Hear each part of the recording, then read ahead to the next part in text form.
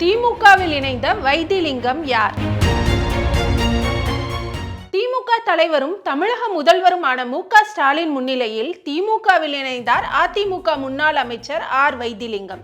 இவர் ஓ. பன்னீர்செல்வத்தின் தீவிர ஆதரவாளராக இருந்தவர் என்பது கவனிக்கத்தக்கது. ஒரத்தநாடு தொகுதி எம்எல்ஏவாக இருந்த வைத்திலிங்கம் தனது எம்எல்ஏ பதவியை ராஜினாமா செய்தார். சட்டப்பேரவைக்கு சென்று சபாநாயகர் அப்பாவுவிடம் தனது ராஜினாமா கடிதத்தை வழங்கினார். தொடர்ந்து அவர் திமுகவில் இணைவார் என்று செய்திகள் வெளியாகின. எதிர்பார்த்தபடியே அவர் ராஜினாமாவுக்கு பின்னர் சென்னை அண்ணா அறிவாலயத்துக்கு சென்று முதல்வர் ஸ்டாலின் முன்னிலையில் திமுகவில் தன்னை இணைத்துக் கொண்டார். வைத்திலிங்கம் 4 முறை ஒரத்தநாடு எம்எல்ஏவாக இருந்தவர். அதிமுக ஆட்சியில் அமைச்சராகவும் இருந்துள்ளார். அதிமுக உட்கட்சி பூசலின் விளைவாக OPS ஆரம்பித்த அதிமுக தொண்டர் உரிமை மீட்பு குழுவில் வைத்திலிங்கம் இருந்தார்.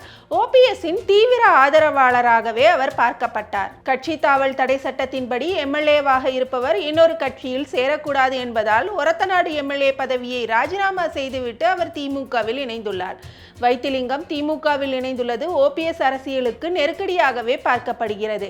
ஏற்கனவே தேசிய ஜனநாயக கூட்டணியில் இருந்து வெளியே வந்துவிட்ட OPS அவரது ஒவ்வொரு ஆதரவாளராக இழந்து வருகிறார். அவரது ஆதரவாளர் மனோஜ் பாண்டியன் ஆலங்குளம் எம்எல்ஏ பதவியை ராஜினாமா செய்துவிட்டு திமுகவில் இணைந்தார். அதேபோல் மருது அழகராஜ், முன்னாள் எம்எல்ஏ சுப்புரத்தினம் ஆகியோரும் திமுகவில் இணைந்தனர் என்பது நினைவு கூறத்தக்கது.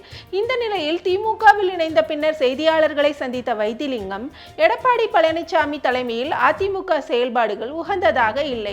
அதிமுக சுதந்திரமாக செயல்படவில்லை, சர்வாதிகாரமாக இருக்கிறது. அதிமுகவில் சேருமாறு தனிப்பட்ட முறையில் எனக்கு அழைப்பு வந்தது. நான் அங்கு தனியாக இணைய விரும்பவில்லை. பிரிந்தவர்கள் ஒன்றாக சேர வேண்டும் என்ற நோக்கில் நான் அதிமுகவுக்கு செல்லவில்லை.